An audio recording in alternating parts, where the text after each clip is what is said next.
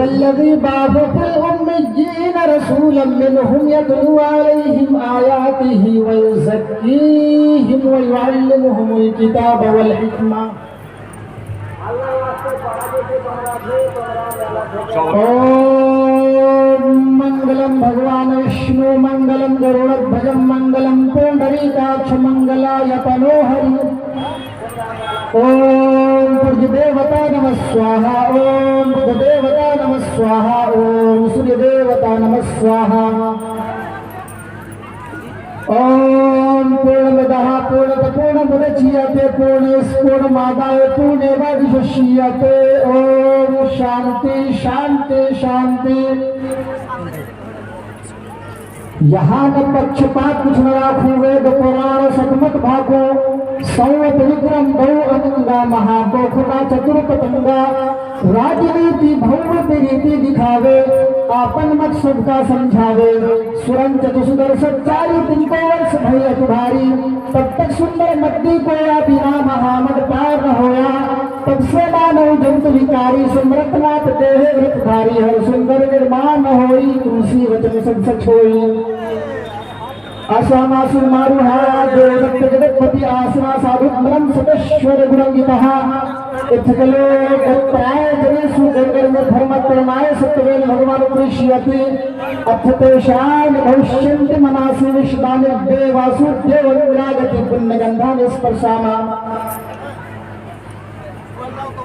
Rabbi इश्रह ली सदरी वयस्सिर ली अमरी वहलुल उक़दतम मिन लिसानी यफ़क़हू क़ौली rabbi ज़िदनी इल्मा।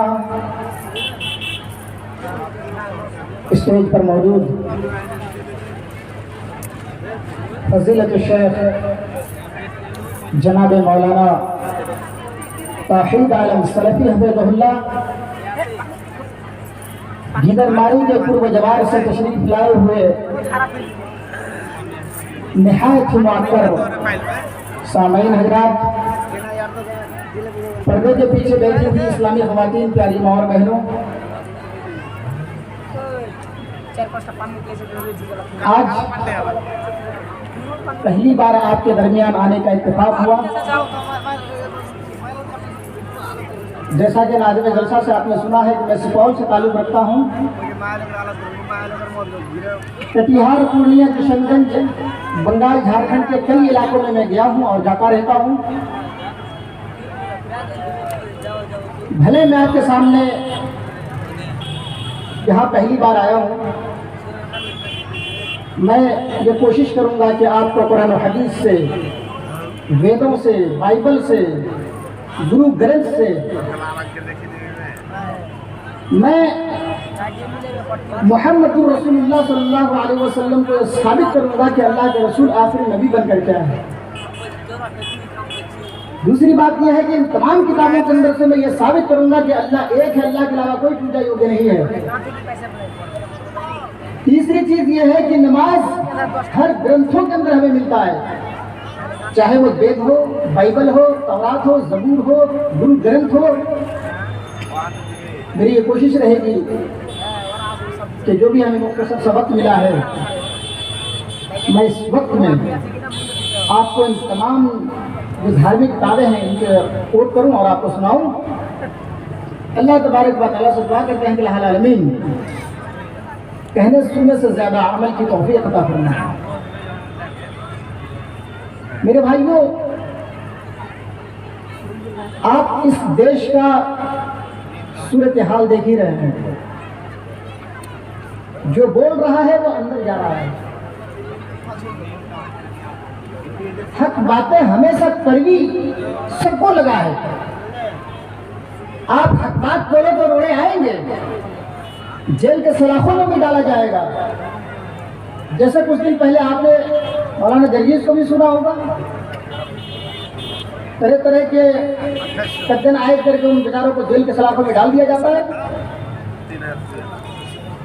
इससे कुछ दिन पहले कबल मेरे फ्रेंड ने मुझे भेजा, टाइम्स नो भारत एक बहुत बड़ा चैनल है, इसमें मेरी तकरीर की कटिंग चलाई जा रही है कि बागेश्वर धाम को किया चैलेंज, मोदी और योगी को इन्होंने लथेड़ा इस तरीके की कटिंग चलाई जा रही है अभी से, और मैं समझता हूँ कि हो सकता है मुझे भी जेल के सलाखों में डाल दिया जाए, लेकिन हमें कोई परवाह नहीं है। हमें यह भी मालूम है कि इस देश का कॉन्स्टिट्यूशन, इस देश का जो संविधान है, इस देश का जो लॉ है, वो हमें इजाजत देते हैं बोलने का, और हम किसी भी धर्म के बारे में बोल सकते हैं अगर उनके धर्म के अंदर सच्चाई हो तो। और हम सिर्फ यूं नहीं बोल रहे हैं, मैं लाइव दिखाऊंगा, देखिए किताबें हमारे पास मौजूद है। अगर रेफरेंस गलत हो तो आप जिस चौराहे पर लाकर मौलाना रफीक की गर्दन में फांसी के फंदे लटका करके तख्तेदार पर झुला सकते हो, ये मेरा चैलेंज है, और मैं आपकी चैलेंज को एक्सेप्ट करता हूँ। और ये मेरा चैलेंज है कि अगर आपकी धार्मिक किताबों में अगर मिल जाए तो मेरा प्यार का संदेश है, प्यार की दावत है, इस्लाम को सब करें। इससे पहले आप अपने आप को हिंदू कहते थे कि मैं हिंदू हूँ, अब आप कह रहे हो कि हम सनातनी हैं। और मैं अल्लाह से ये दुआ करता हूँ कि 10 साल के बाद तुम ये कहो कि हम आई मुस्लिम, मैं मुसलमान हूँ, और आपको कहना होगा, ये मैं नहीं कह रहा हूँ, आपकी धार्मिक किताबें कह रही हैं। आपकी धार्मिक किताबों को जब आप रीड करेंगे, पढ़ेंगे, तो आप ऑटोमेटिकली समझ जाए कि हिंदुइज्म क्या है, सनातनिज्म क्या है, इस्लाम क्या है, आपको ऑटोमेटिकली समझ में आ जाएगा, हमें कहने की जरूरत नहीं पड़ेगी। अभी हम कह रहे हैं तो आपको कड़वा लग रहा है। अल हक मुर्रुन, हक बात कड़वी होती है, लेकिन जब क्लियरली सामने आ जाता है तो फिर मुकरना बड़ी मुश्किल होता है। आप वक्ती तौर पर, चाहे वो पुलिस हो, चाहे वो कोई भी डिपार्टमेंट का हो, रिश्वत की थैली बना करके आप उस बात को दबा सकते हो जरूर, इसलिए कि तुम्हारे हाथों में सत्ते हैं, सारी कुछ तुम्ही तो कर रहे हो, वरना इनकाउंटर कर करके पुलिस के घेरे में आदमी 2 आदमी का जान ले लिया जाता है। हम ये आपको इसलिए सुना रहे हैं कि आप समझ सकते हैं कि हमारा देश कहाँ जा रहा है। मेरे भाइयों, तो भाई मुसलमान के बाद कुरान करीम की एक आयत मैंने तिलावत की है। कुरान की इस आयत को देखिए और अंदाजा लगाइए कि लोग ये कहा करते थे कि मोहम्मद कैस कर दिया पे फोन में, ये नई मजहब, नई दीन लेकर के आए हैं, आने वाले हैं। मोहम्मद जादूगर है, काहिन है, मजनू है। अगर अल्लाह को नबी बनाना ही था तो किसी फरिश्तों को नबी बना करके भेजते। ये तो अब्दुल्ला का बेटा है, ये तो यतीम था, यतीम है और उसको नबी बना दिया गया है। और दुआ जो है अल्लाह तबारक व तआला ने कुरान करीम के अंदर इरशाद फरमाया, जिम्मेदारी दे दी है, हुवल्लज़ी बअस फिल उम्मिय्यीन रसूलन मिनहुम यतलू अलैहिम आयातिन। वो दुनिया वालों, आपके दरमियान जो रसूल आए हैं, जो नबी आए हैं, जो प्रोफेट हमने भेजा है, जो मैसेंजर आया है, वो तुम्हारे जिन्स से है, तुम्हारी नस्ल से है, तुम्हारे खानदान से है। तुम इंसान हो, वो भी इंसान है, तुम खाते हो, वो भी खाते हैं, तुम पीते हो, वो भी पीते हैं, तुम शादी ब्याह करते हो, वो भी शादी ब्याह किए हैं, यानी सारी तुम्हारी आइडियोलॉजी उनके पास भी है। हमने उसको नबी बनाया है, वो इंसान है, वो तुम्हारे जिन्स से, तुम्हारे नस्ल से है। लेकिन ये अलग बात है कि तुम्हारी मकान कुछ और है और मेरे नबी का मकान कुछ और है। मेरे नबी का मकान क्या है, अल्लाह के रसूल का मकाम और क्या है, यतलू अलैहिम आयातिही, वो अल्लाह रब्बुल आलमीन की आयतों को पढ़ पढ़ कर आपको सुनाता है, वो अल्लाह रब्बुल आलमीन की आयतों को पढ़ पढ़ कर आपको बताता है अल्लाह एक है, अल्लाह के अलावा कोई माबूद नहीं है, अल्लाह के अलावा कोई पूजा योग्य नहीं है। आए मक्का के लोगों, 360 देवी देवताओं की पूजा कर रहे हो। ये सारे देवता, ये सारे जो तुम्हारे देवी देवता है, ये कोई काम करने वाला नहीं है। ये तुम्हारा कोई तुम्हें ना नफा दे सकता है, ना तुम्हें लॉस पहुंचा सकता है, ना तुम्हें प्रॉफिट दे सकता है, ना तुम्हें घाटा दे सकता है। ये खुद ही मोहताज है दूसरों का, ये तुम्हारा मोहताज है और तुम इसी की पूजा कर रहे हो। आ जाओ एक अल्लाह रब्बुल आलमीन की इबादत की तरफ आ जाओ, जनाबे मोहम्मद रसूलुल्लाह सल्लल्लाहु अलैहि वसल्लम की पैरवी करने लगो, लोगों कामयाब हो जाओ। अल्लाह के नबी जनाब मोहम्मद रसूलुल्लाह सल्लल्लाहु अलैहि वसल्लम ने कहा फरमाया, लोगों 360 देवी देवताओं की इबादत क्यों कर रहे हो, आ जाओ अल्लाह रब्बुल आलमीन की इबादत करने के लिए। लोगों ने यहाँ पर वहाँ कुफर मुशरिकीन एक अल्लाह की इबादत को छोड़कर 360 देवी देवताओं की इबादत क्या करते थे। अल्लाह रब्बुल आलमीन का किसी और को दिया करते थे, बूतों को दिया करते थे, जो लात और उज़्ज़ा था उनको दिया करते थे। यहाँ मुसलमान है, नामुनिहाद मुसलमान, अपने आप को मुस्लिम से जोड़ता तो जरूर है और अपने आप को मुसलमान कहता है, अहले सुन्नत वल जमात कहता है। मेरे भाई को अल्लाह के रसूल जनाब मोहम्मद रसूलुल्लाह सल्लल्लाहु अलैहि वसल्लम ने फरमाया, लोगों अशहदु अल्ला इलाहा इल्लल्लाह व अशहदु अन्ना मुहम्मद अब्दुहु व रसूलुहु कह लो, कामयाब हो जाओगे। अल्लाह की गवाही देने के बाद लोगों नमाज पढ़ो, नमाज पढ़ो, नमाज हर हाल में तुम्हें पढ़नी पड़ेगी। नमाज किसी से दूर नहीं है और ना ही नमाज तुमसे दूर है। अल्लाह की इबादत यानी अल्लाह की गवाही देने के बाद जो मुसलमानों पर दूसरी चीज आयद होती है वो अल्लाह रब्बुल आलमीन की इबादत करनी पड़ेगी हर हाल में, चाहे आप बीमार हो, चाहे आप तंदुरुस्त हो, चाहे आप खटिया पर लेटे क्यों ना, हर हाल में अल्लाह रब्बुल आलमीन की इबादत करनी पड़ेगी। मेरे भाइयों, यहाँ अल्लाह रब्बुल आलमीन की इबादत करने के लिए कुरान दर्शन कर रहा है, अल्लाह के प्यारे हबीब हमें संदेश दे रहे हैं, लेकिन अल्लाह के हक को मार करके हम अपनी ज़मीनों को, अपनी पेशानी को किसी गैर के सामने झुका रहे हैं, दरगाहों पर झुका रहे हैं, मज़ारों पर झुका रहे हैं, वैसे शख्सियत के सामने झुका रहे हैं जिनका नाम कुत्ता है, जिनका नाम काला शाह है, जिनका नाम घोड़ा बाबा है, जिनका नाम फला फला है। आज हमारी एक पेशानी उनके सामने झुक रही है, उनके दरों पर झुक रही है। मेरे भाई को मस्जिदें खाली पड़ी हुई है, मस्जिदों के अंदर 2% नमाज़ी है। आप मज़ारों पर चले जाइए, दरगाहों पर चले जाइए, उस जगह देखिए कितनी भीड़ आपको नजर आएगी। वहाँ पर मर्द भी होंगे, वहाँ पर औरतें भी होंगी, वहाँ पर खूबसूरत लड़कियां भी होंगी, वहाँ पर लड़के भी होंगे। मेरे भाई को आज तुम्हारी किताब अल-मलफूज उठाओ, अल-मलफूज तुम्हारी ये भीड़ देख करके जो तुम्हारे बड़े आला हजरत साहब है उन्होंने बहुत अच्छी बात लिखी है, मैं तरफ से नहीं बोल रहा हूँ, ये तुम्हारी किताबों से कोट कर रहा हूँ। उठाओ अल-मलफूज सफा नंबर 128। पीर साहब से मुझे सवाल कर रहा है कि पीर साहब औरतों का मज़ार कराना कैसा है। सवाल है, बिल्कुल सवाल जवाब का, ये क्वेश्चन आंसर का पूरी किताब है। उनका पीर साहब कह रहा है कि अरे ये पूछ रहे हो कि औरतों का मज़ार बनाना कैसा है, ये पूछो कि जब वो औरत इरादा करके निकलती है घर से कि हम इस्लाम मज़ार की शेयर करेंगे, अल्लाह उसका फरिश्ते लानत करता है, लानत। और तुम यहाँ पर औरतों को भेज रहे हो, अपनी बेटियों को भेज रहे हो, सारे वहाँ जा करके अपने सभी अपने माथे को वहाँ पर टेक रहे हैं। मेरे भाई तो ये अल्लाह का हक तुम किसी और को दे रहे हो, तुम्हें शर्म नहीं आ रही है।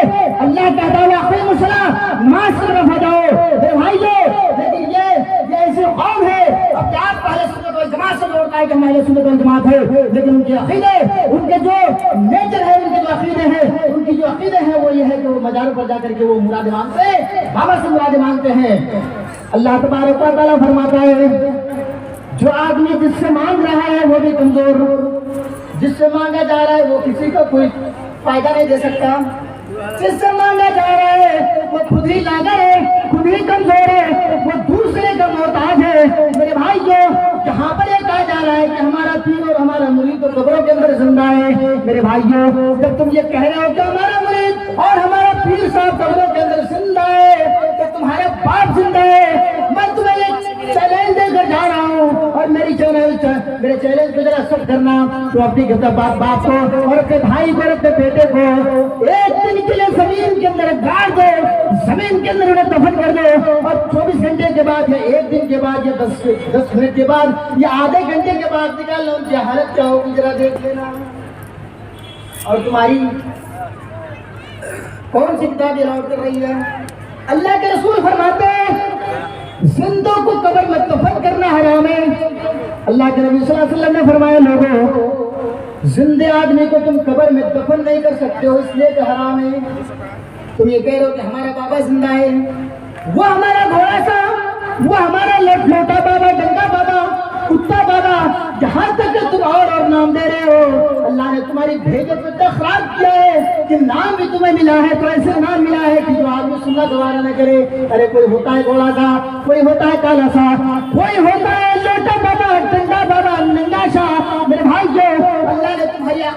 सी मारी कि नाम भी तुमने रखा है, तो ऐसे नाम रखा कि लोग सुन करके शर्मा जाए, इससे लोगों को शर्मा जाए तुम्हारे नाम सुन करके। तुमने ऐसा नाम लिया तुम्हें? अरे उसका कोई अच्छा नाम रखता यार। मुझे एक किताब मिली है, आओ बाजार की शायद करे हम। एक किताब इतनी मोटी सी किताब है, उसके अंदर जब आप पढ़ेंगे अल्लाह अकबर, ऐसी ऐसी बातें लिखा हुआ है कि मैं पढ़ करके दंग रह गया कि मौलाना रफीक ये क्या पढ़ रहे हो यार। ऐसी किताबें, घोड़ा शाह, काला शाह, नंगा बाबा, डंका बाबा, लोटा बाबा, पता नहीं क्या क्या सब नाम रख दिया। कुत्ता बाबा, कुत्ता का ही नाम होता है यार। कुत्ते तो नापाक होते हैं, जब अगर एक बर्तन में कुत्ते मुंह डाल देते हैं तो उनको 7 मरतबा धुला जाता है, इतने नापाक कुत्ते होते हैं। और उसे कहता क्या है, किसी आप ऐसे आदमी से पूछो और उसे आप कह दो कि हजरत अली के तुम कुत्ते हो, अरे बाप रे बाप, बड़े खुशी के इतने खुश होंगे कि आपकी सभा में हमारे क्या कुत्ता कह दिया है। मेरे भाइयों, ऐसे लोगों का नाम रखना और ऐसे लोगों से हमारा कोई वास्ता नहीं है। ये इस्लाम का दुश्मन है।